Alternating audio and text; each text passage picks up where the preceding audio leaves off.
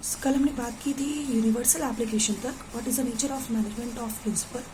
तो हमने universal application तक पढ़ लिया था। अब नेक्स्ट है हमारा जनरल गाइडलाइंस। जनरल गाइडलाइंस मतलब क्या होता है? जनरल गाइडलाइंस का मतलब कि जब भी हम प्रिंसिपल ऑफ मैनेजमेंट की बात कर रहे हैं तो ये हम एक जनरली गाइडलाइंस प्रोवाइड करते हैं, एक डायरेक्शन दिखाते हैं, एक रास्ता दिखाते हैं, एक पाथ दिखाते हैं कि उस पाथ पर आप चल सकते हो। ये प्रॉब्लम सॉल्व नहीं करते बल्कि प्रॉब्लम को सॉल्यूशन करने का तरीका बताते हैं। अब जब भी कभी कंपनी में ऐसे कुछ भी प्रॉब्लम आएगी तो आप उसको इजीली सॉल्व कर सकते हो। जैसे फॉर एग्जांपल मैं डिवीजन ऑफ वर्क की बात करूँ तो हमें एक जनरल गाइडलाइंस दी गई कि आप डिवीजन ऑफ वर्क को यूज़ करो। जब आपका काम का बर्डन ज़्यादा हो जाए तो आप अपने काम को डिफरेंट पार्ट्स में डिवाइड कर दो। लेकिन हमें एग्जैक्ट ये नहीं बताया जाता कितने लोगों को काम में डिवाइड किया जाए, या ये डिपेंड करता है कंपनी की सिचुएशन के ऊपर, ऑर्गेनाइजेशन की सिचुएशन के ऊपर। ऑर्गेनाइजेशन में जैसा काम का बर्डन हो उसके अकॉर्डिंग अपने काम को अपने लोगों को बढ़ाया या घटाया जा सकता है। फिर नेक्स्ट है हमारा form by practice and experiment. अब जितने भी हमारे प्रिंसिपल ऑफ मैनेजमेंट्स बनाए गए हैं ये सारे प्रैक्टिस और एक्सपेरिमेंट बेस पर बनाए गए। मीन्स कि एक दिन में कोई भी चीज़ें तैयार नहीं की, कई बार लोगों के ऊपर इसको प्रैक्टिस किया गया तभी फिर इसको बनाया गया, कई बार इसको एक्सपेरिमेंट करके देखा गया कि हाँ इस तरह से हमें अच्छा रिजल्ट मिलने के चांसेस है, तभी इन एक्सपेरिमेंट के बेसिस पर इसे फॉर्म किया गया। फॉर एग्जाम्पल प्रिंसिपल होता है कि पीसेस ऑफ वेजेस सिस्टम होना चाहिए कि जो मजदूर जितना काम कर रहा है उसके अकॉर्डिंग हम उन्हें सैलरी दें। अब हमें टाइम के बारे में मजदूर से एक एवरेज काम कराना है तो हम सिर्फ एक मजदूर की बात नहीं करेंगे, बल्कि हमने एक साथ कई सारे लोगों को काम के लिए रखा और उस काम के लिए रखने के बाद हम टाइम काउंट करते कि किसी भी यूनिट को बनने में पर लेबर कितना वर्क लगता है। हो सकता है कुछ लेबर कम समय लें, हो सकता है कुछ लेबर जल्दी ज़्यादा समय लेकर उस काम को, तो हमें ना ही कम समय वाले को वैल्यू करना है और ना ही ज़्यादा समय वाले को लेना है। हमें एक ऐसे एवरेज टाइम को सिलेक्ट करना है जो कि उस यूनिट को बनाने के लिए परफेक्ट हो। तो हमने कई बार इन चीज़ों को प्रैक्टिस करा तभी हमें पता चला कि जितने भी हमारे प्रिंसिपल ऑफ मैनेजमेंट है इसी तरह से सारे प्रैक्टिस और एक्सपेरिमेंट के बेस पर ही बनाए गए हैं। सिर्फ और सिर्फ कहा नहीं गया, इन्हें प्रैक्टिस के बिहाफ पर ही बनाया गया है। फ्लैक्सीबल, फिर नेक्स्ट है हमारा फ्लैक्सीबल कि जो प्रिंसिपल ऑफ मैनेजमेंट है हमारे फ्लैक्सीबल है। फ्लैक्सीबल मीन्स होती है जिसको हम इजीली बढ़ा सकें या घटा सकें।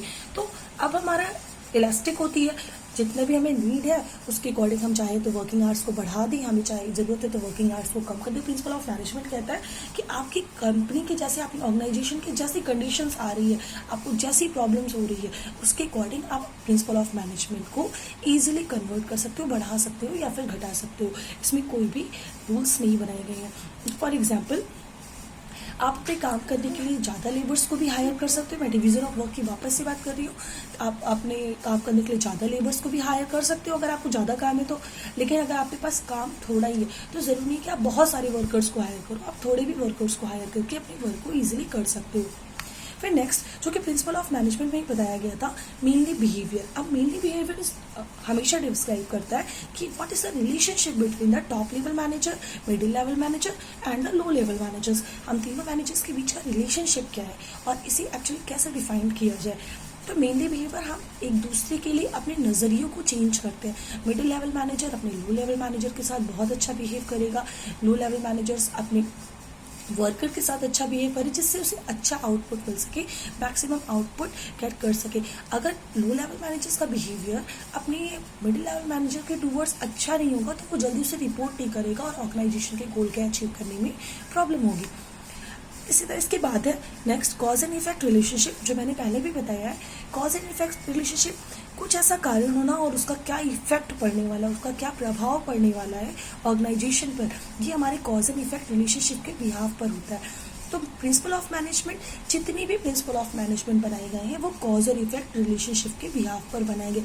किसी प्रॉब्लम होने में कोई एक कारण होता है और उस कारण का क्या ऑर्गेनाइजेशन पर इफेक्ट पड़ता है, ये दोनों ही चीज़ें हमारी कॉज एंड इफेक्ट रिलेशनशिप में शो की जाती है। जैसे लास्ट टाइम मैंने बताया कि अगर ऑर्गेनाइजेशन की मैं बात करूँ तो एक ऑर्गेनाइजेशन में मजदूर हड़ताल पे चले गए तो कॉज उसका हो गया कि हड़ताल पर चले गए और उसका इफेक्ट क्या हुआ, कंपनी अपने ऑर्गेनाइजेशन के गोल को अचीव नहीं कर पा रही।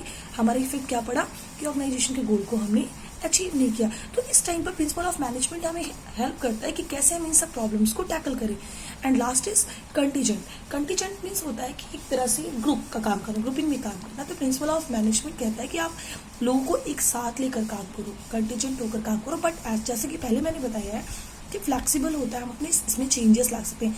जहाँ पर आपको नीड है वर्क की, आप कंटीजेंट पे में आप काम करो, अच्छे तरीके से एक ग्रुप बना के काम करो, टीम वर्क करो। लेकिन अगर नीड नहीं है, आपको लगता है कि बहुत टीम बनाने से मेरा वर्क खराब हो सकता है, तो उस जगह पर आप अलग अलग वर्क भी किया जा सकता है। That is called the contingent. तो स्टूडेंट्स, ये हो गई हमारी nature of and features of the principle of management.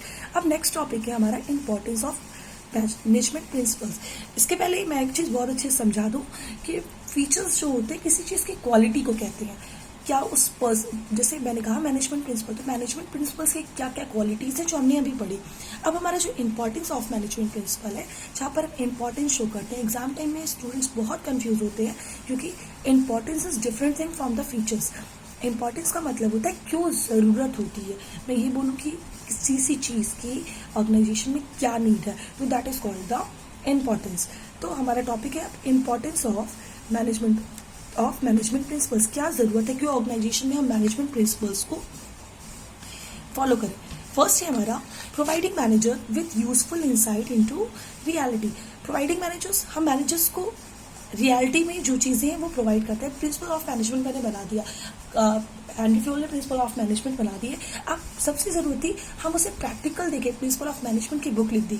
लेकिन मैनेजर्स जब तक प्रैक्टिकली उसे वर्क नहीं करेंगे, उन्हें कैसे पता चलेगा कि ऐसी चीज़ रियल में हो भी रही है कि नहीं, या फिर कोई भी प्रॉब्लम आ गई, ऑर्गेनाइजेशन में प्रॉब्लम्स आ रही है। तो प्रिंसिपल ऑफ मैनेजमेंट के थ्रू हम उन्हें ये दिखाने की कोशिश करते हैं कि हम उन प्रॉब्लम्स को ईजिली सॉर्ट आउट कर सकते हैं, ईजिली सॉल्यूशंस प्रोवाइड कर सकते हैं। सारी मैनेजर्स अपनी कैपेबिलिटी को through the principle of management enhance करते हैं, यानी कि जब भी कभी प्रॉब्लम्स आएंगी तो they use the principle of management, और उसके बाद उन्हें हेल्पफुल हो जाएगा अपनी प्रॉब्लम्स को टैकल करने में, अपनी प्रॉब्लम्स को सॉल्व करने में। जैसे for example, it is just like a guidelines. ये गाइडलाइंस की तरह अगर हमें कोई भी सब्जेक्टिव प्रॉब्लम होती है तो हम क्या करते हैं, गाइड्स को यूज करते हैं। तो गाइड हमें क्या प्रोवाइड करता है, गाइड हमें डायरेक्शन प्रोवाइड करता है। इसी तरह से प्रिंसिपल ऑफ मैनेजमेंट भी हमें एक गाइडलाइंस प्रोवाइड करता है, एक गाइड प्रोवाइड करता है, जिसके थ्रू अपने वर्क को ज़्यादा बेटर तरीके से बना सकते हैं, अपने वर्क को अच्छे तरीके से हैंडल कर सकते हैं। अब नेक्स्ट है हमारा point optimum utilization of resources. Optimum utilization हमें करना है, मैक्सिमम रिसोर्सेज का यूज करना है। जो भी हमारे पास रिसोर्स है उसे हम ज़्यादा से ज़्यादा इस्तेमाल कर सके। तो जितने भी हमने रिसोर्सेज को यूज करना है, हमें कोशिश होती है, क्योंकि हम अब जब प्रिंसिपल ऑफ मैनेजमेंट का यूज करते हैं तो हम उसी पर्सन को वो काम देंगे जो उस काम में एकदम अच्छा हो, जिसके पास स्पेशलाइजेशन हो वर्क के लिए। तो जब हम ऐसे काम को देंगे तो वो क्या करेगा, optimum utilization of resources. For example, मैं प्रोडक्शन का, अगर मेरी ऑर्गेनाइजेशन में, तो मैं प्रोडक्शन का वर्क उसी पर्सन को दूंगी जिस प्रोडक्शन की बेटर नॉलेज होगी। या सेकेंड थिंग, अगर मेरी ऑर्गेनाइजेशन में सेल्स मैनेजर, मैं उसी पर्सन को हायर करूंगी जिससे सेल्स की अच्छी नॉलेज होगी। तो ये हमारी ऑप्टिमम यूटिलाइजेशन को सपोर्ट करता है।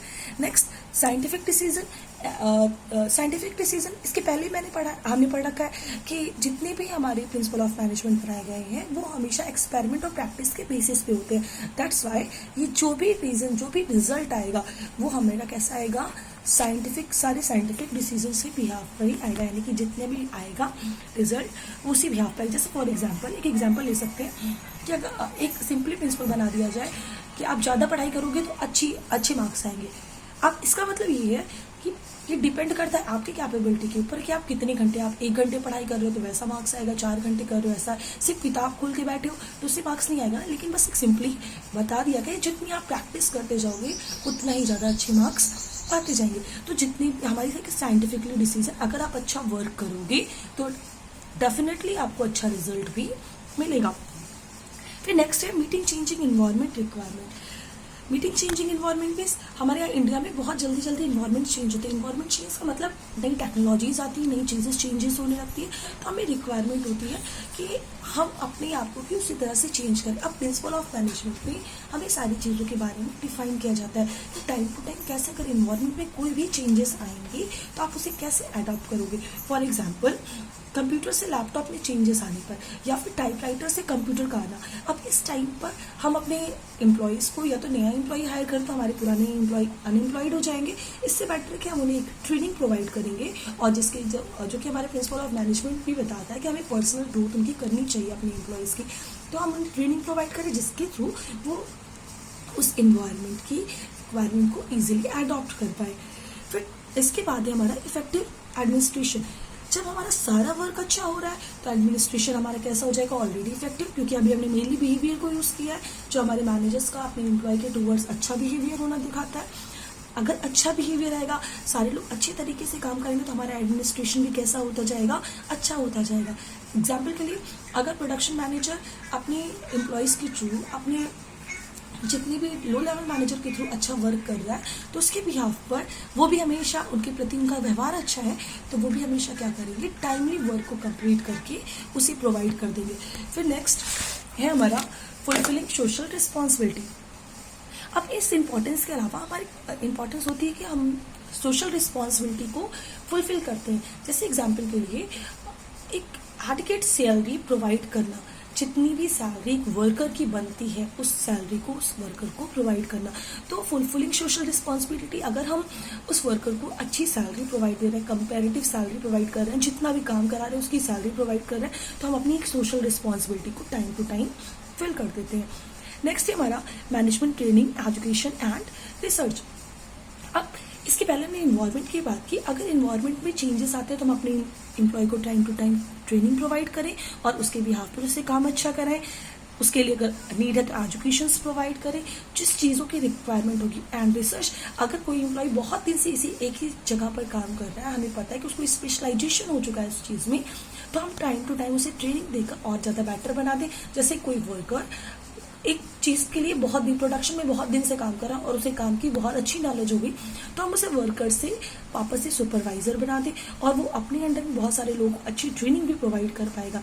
तो मैनेजमेंट हमें क्यों भी ज़रूरी हो रही है प्रिंसिपल, क्योंकि इसमें ट्रेनिंग, एजुकेशन और रिसर्च की भी बात की जा रही है। Okay, thank you class.